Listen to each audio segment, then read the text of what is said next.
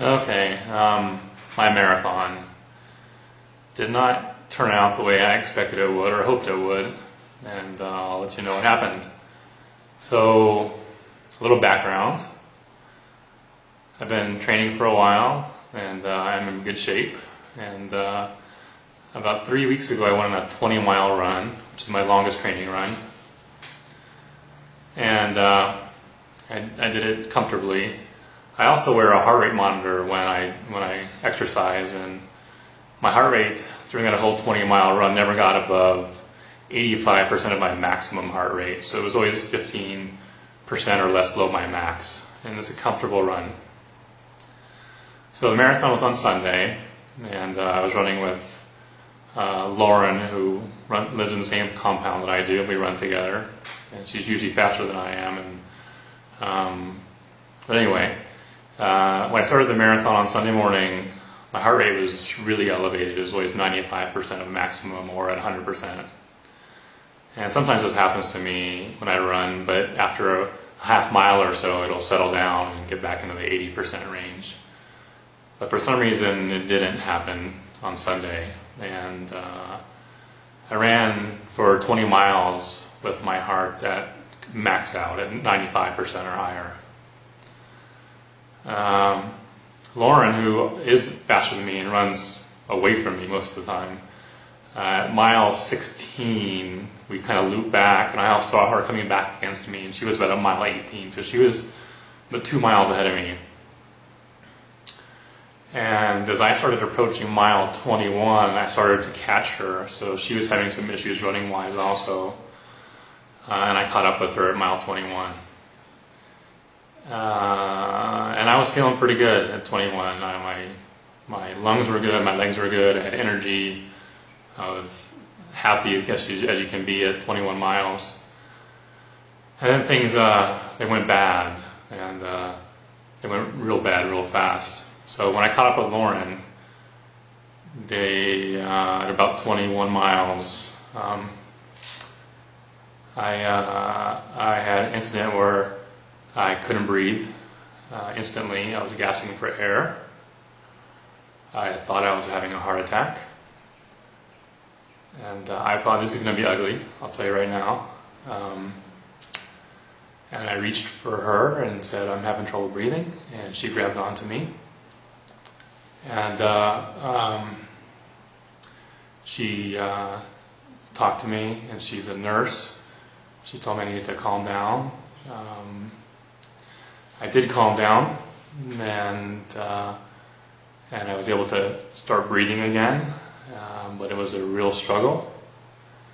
And we started walking, because at that point in time I was just going to walk the rest of the marathon because it scared the hell out of me.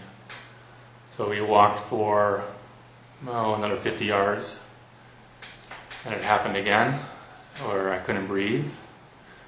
I looked at my heart rate monitor, and my heart was beating at about 27 beats a minute. It had crashed, and I was scared out of my mind.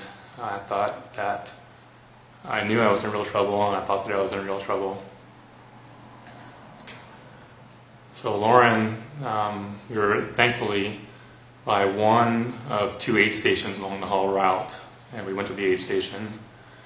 I lay down on my side, and I was still having a lot of difficulty breathing. I was fighting to not lose consciousness.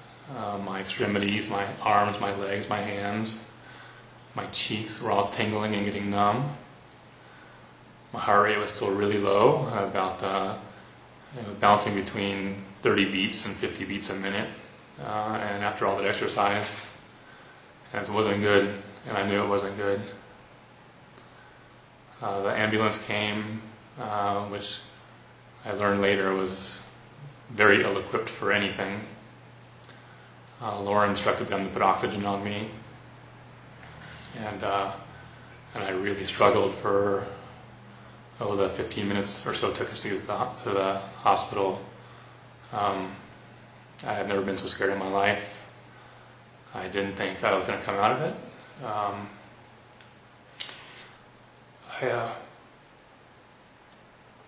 I was worried I wasn't going to see my kids again? Or Michelle?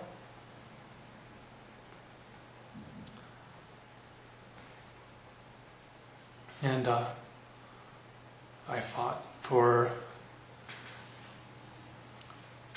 it seemed like every breath, just to get to the hospital, because I thought once I got to the hospital, somebody else could care for me there.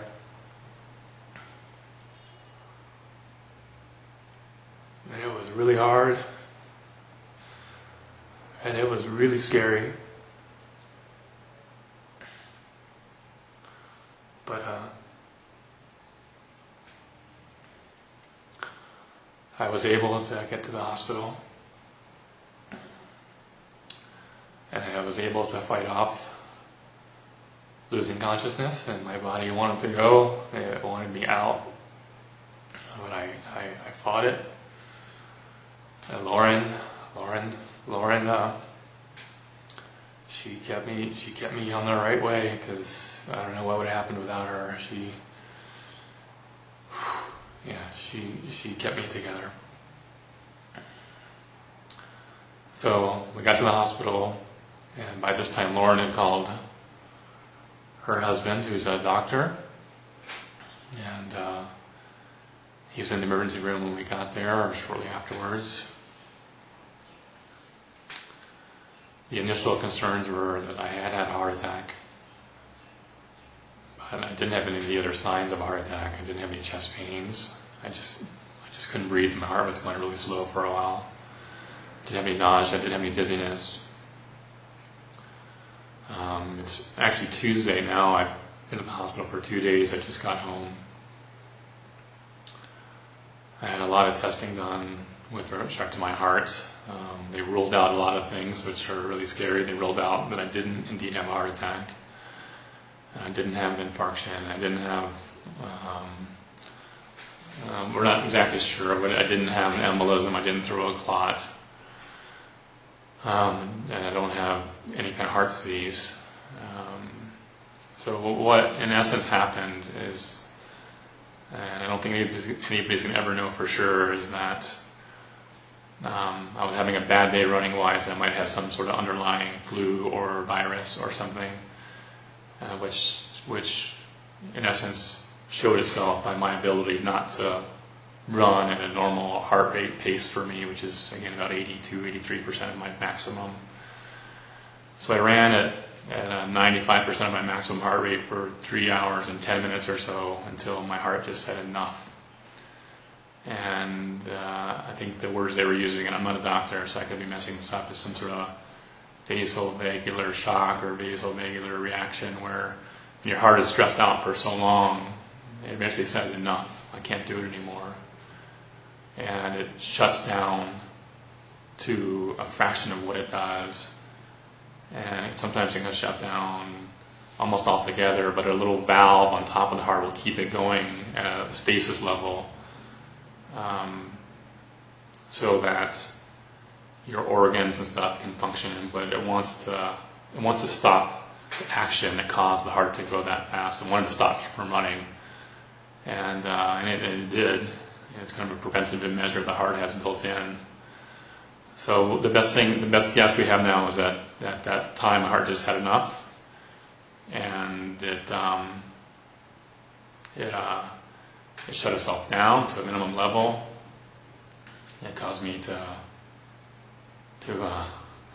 caused me to be scared out of my mind, and I think I have a clean bill of health now. It doesn't appear there was any heart damage. The lesson I have learned is that while I'm going to continue to exercise, I'm going to listen to my heart monitor more. That if I do start exercising and my heart rate stays that elevated that long, that's just going to be the end of the training day that day, and I won't do that again. So, again, my marathon wasn't what I hoped it to be. I got 21 miles out of it, and I was scared out of my mind. I never want to go through that again. I do, however, plan to run another marathon. I do want to complete one. It's a goal of mine now. And Michelle said the conditions under which she would let me do that is that I was checked out by a cardiologist in the U.S. first, which I agree, and also that if I'm going to run a marathon, it's not going to be in a developing country, which I also agree. So that's my marathon story, and I don't wish it on anyone, and but I'm through it, and it's done, and I'll remember it for sure. And I'm really thankful to be here, because there was a couple minutes there where I didn't think I was gonna. All right, bye.